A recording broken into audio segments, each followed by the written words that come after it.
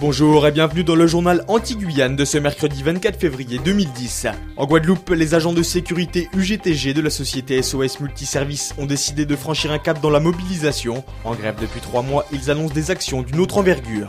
En Martinique, une mère accusée de mauvais traitement par sa propre fille se voit retirer la garde de ses enfants pendant l'enquête sociale. En Guyane, l'avenir de l'AFPA est toujours incertain. L'association pour la formation professionnelle des adultes doit faire face à une lourde dette. Les agents de sécurité affiliés UGTG ont une nouvelle fois exprimé leur mécontentement ce mercredi dans le cadre du conflit qui oppose les salariés de la société SOS Multisécurité à leur direction. Sur les 40 employés de l'entreprise, 24 d'entre eux protestent depuis maintenant 3 mois contre le non-respect de la convention collective des sociétés de gardiennage et contre un protocole d'accord de fin de conflit jugé vide de sens. Par la voix de son délégué de branche Petit Louis Casimir, le secteur sécurité UGTG dénonce également le délit d'entrave d'une entreprise qui refuse toujours d'organiser des élections professionnelles. Excédés devant une situation devenue insoutenable et financièrement préjudiciable, les agents de sécurité ont décidé de franchir un cap dans la mobilisation et d'organiser des actions d'une toute autre ampleur. Des meetings destinés à faire valoir leurs revendications sont programmés vendredi à Basse-Terre, mardi 2 mars au Moule, jeudi 4 à Capesterre et vendredi 5 mars au Palais de la Mutualité. Une femme de 45 ans s'est vue retirer la garde de ses 6 enfants face à des soupçons de maltraitance soulevés par l'une de ses filles âgée de 17 ans. Cette dernière a porté plainte récemment, affirmant être battue régulièrement par sa mère, qui lors d'une dernière altercation l'aurait mordue au sein et au doigt, ce qu'aurait réfuté la quadragénaire lors de sa garde à vue. Entendus à leur tour, les 5 autres enfants âgés de 5 à 13 ans auraient défendu la maman, d'où la décision du parquet de Fort-de-France d'ordonner la levée de la garde à vue.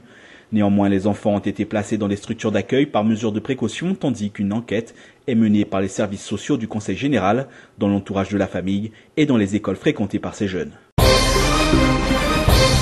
Avec 3 millions d'euros de dette, la situation de l'AFPA est toujours aussi délicate. Pour poursuivre l'activité, le conseil d'administration de l'association pour la formation professionnelle des adultes a saisi au tribunal de grande instance au Cayenne en vue d'un placement en redressement judiciaire.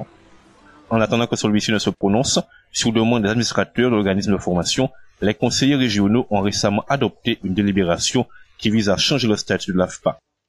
Celle-ci serait transformée en établissement public régional de formation. Mais la procédure d'habilitation qui dépend de l'État s'annonce longue. La lutte pour la survie de l'AFPA est donc loin d'être terminée. Rapprocher le monde de l'école de celui du travail et insuffler une culture de l'entreprise. La 7e édition du projet académique se déroule cette semaine dans les lycées de Guadeloupe et permet la confrontation des élèves avec des ex-lycéens qui ont créé leur propre société. Un débat constructif voué à la découverte des démarches et du parcours de formation effectué, auquel participe Magali Luce, ancienne élève du BTS du lycée Aron et désormais chef d'entreprise de gestion à Sainte-Rose. C'est du réel, hein, donc c'est du concret. Je peux leur donner, ils me posent des questions, je peux leur donner des exemples concrets, à savoir la démarche à suivre, les obstacles éventuels qu'on pourrait rencontrer et surtout leur dire qu'il ne faut pas se décourager, il ne faut pas avoir peur d'aller de l'avant, de concrétiser ses rêves et de viser haut. Statut de l'entreprise, avantages et inconvénients des métiers de service passés au crible ce mercredi en présence de plusieurs entrepreneurs sortis de l'établissement bémaossien. L'opération menée par le rectorat se poursuit jusqu'à la fin de la semaine avec découverte des pôles agroalimentaires jeudi au lycée agricole et métier du nautisme vendredi au LPO de Marie-Galante. Pour la seule journée de mardi, près d'une dizaine de feux de broussailles ont été recensés par les pompiers qui doivent intervenir de plus en plus dans les différentes communes de l'île, tandis que les terres montrent déjà les signes d'un carême soutenu. Alors les agriculteurs commencent à tirer la sonnette d'alarme indiquant que la production est en chute libre, sans compter l'impact sur les bêtes, du fait notamment de la pénurie d'eau. Il va falloir s'attendre à une augmentation des prix des produits agricoles si la situation perdure encore d'ici la semaine prochaine, affirment les coopératives qui tentent d'accompagner au mieux les exploitants de l'île. En clair, dès le mois d'avril, les produits pourraient être vendus 1,5% plus cher compte tenu du manque d'eau qui entraîne une pénurie des produits.